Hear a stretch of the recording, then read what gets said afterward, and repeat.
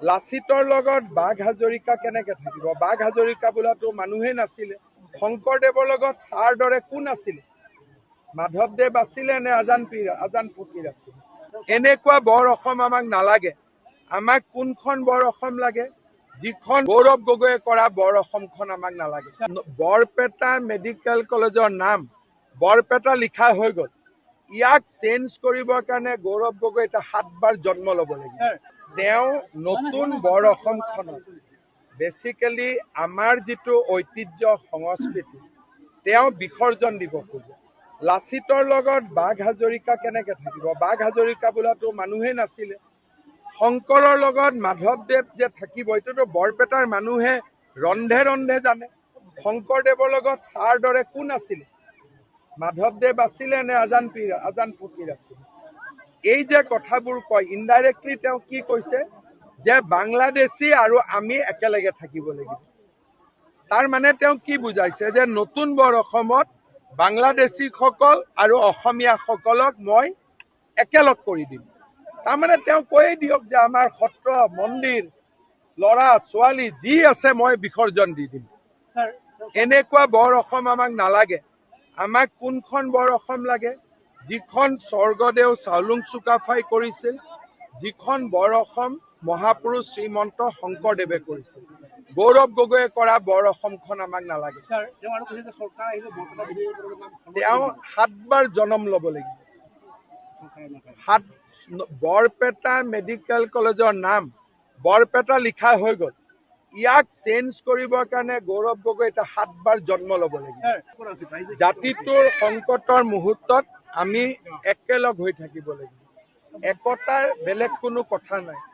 আজি যিটো কংগ্ৰেছে নতুন বৰ অসমৰ কথা কৈছে সি আমাৰ কাৰণে এটা ডাঙৰ প্ৰত্যাহ্বান যে এতিয়া অসমত শংকৰদেৱ নচলে, অসমত এতিয়া চাওলুং চুকাফা নচলে, এতিয়া অসমত বাংলাদেশী মূলৰ মানুহৰ শাসন চলিব।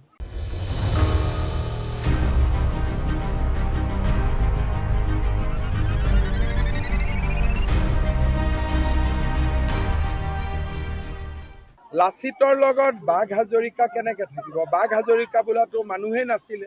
শংকৰদেৱৰ লগত তাৰ দৰে কোন আছিলে? মাধৱদেৱ আছিলে নে আজান ফকীৰ আছিলে? এনেকুৱা বৰ অসম আমাক নালাগে। আমাক কোনখন বৰ অসম লাগে? যিখন গৌৰৱ গগৈয়ে কৰা বৰ অসমখন আমাক নালাগে। বৰপেটা মেডিকেল কলেজৰ নাম বৰপেটা লিখা হৈ গ'ল। ইয়াক চেঞ্জ কৰিবৰ কাৰণে গৌৰৱ গগৈ এটা 7 বাৰ জন্ম ল'ব লাগিব। তেওঁ নতুন বৰ অসমখনত বেচিকেলি আমাৰ যিটো ঐতিহ্য সংস্কৃতি তেওঁ বিসৰ্জন দিব খোজে। লাচিতৰ লগত বাঘ হাজৰিকা কেনেকে থাকিব? বাঘ হাজৰিকা বোলাতো মানুহেই নাছিলে। শংকৰৰ লগত মাধৱদেৱ যে থাকিব এইটোতো বৰপেটাৰ মানুহে ৰন্ধে ৰন্ধে জানে। শংকৰদেৱৰ লগত তাৰ দৰে কোন আছিলে? মাধৱদেৱ আছিলে নে আজান ফকীৰ আছিলে? এই যে কথাবোৰ কয় ইনডাইৰেক্টলি তেওঁ কি কৈছে যে বাংলাদেশী আৰু আমি একেলগে থাকিব লাগিব। তাৰ মানে তেওঁ কি বুজাইছে যে নতুন বৰ অসমত বাংলাদেশীসকল আৰু অসমীয়াসকলক মই একেলগ কৰি দিম। তাৰমানে তেওঁ কৈয়ে দিয়ক যে আমাৰ সত্ৰ মন্দিৰ ল'ৰা ছোৱালী যি আছে মই বিসৰ্জন দি দিম। এনেকুৱা বৰ অসম আমাক নালাগে। আমাক কোনখন বৰ অসম লাগে? যিখন স্বৰ্গদেউ চাওলুং চুকাফাই কৰিছিল, যিখন বৰ অসম মহাপুৰুষ শ্ৰীমন্ত শংকৰদেৱে কৰিছিল। গৌৰৱ গগৈয়ে কৰা বৰ অসমখন আমাক নালাগে। তেওঁ 7 বাৰ জন্ম ল'ব লাগিব। বৰপেটা মেডিকেল কলেজৰ নাম বৰপেটা লিখা হৈ গ'ল। ইয়াক চেঞ্জ কৰিবৰ কাৰণে গৌৰৱ গগৈ এটা 7 বাৰ জন্ম ল'ব লাগিব। জাতিটোৰ সংকটৰ মুহূৰ্তত আমি একেলগ হৈ থাকিব লাগিব। একতাৰ বেলেগ কোনো কথা নাই।